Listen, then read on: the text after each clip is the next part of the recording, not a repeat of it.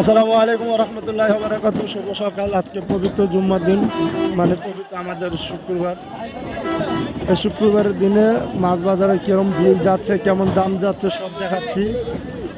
আজকে রুইয়ের দাম দেখতেছে অনেক, কারণ শুক্রবারে বেতনের বাজার পায় তো অনেকে। এই সময় একটু মাছের দাম একটু বেশি থাকে। দেখুন রুই বিক্রি করা হইতেছে, কিভাবে বিক্রি করা হইতেছে সব তো দেখতেছেন। আপনাদের জন্য সকাল সকাল কষ্ট করে ভিডিও করি।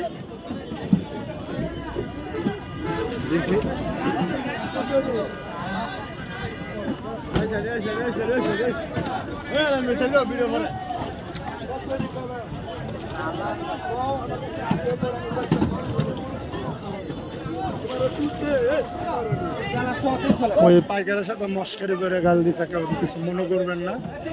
দাম গ্লাস কাপ 300 বলতেছে, বিক্রি করবে না, পরে বিক্রি করবে। এখন গ্লাসের দাম না, এখন ওই মাছের দাম উঠতেছে, এই জন্য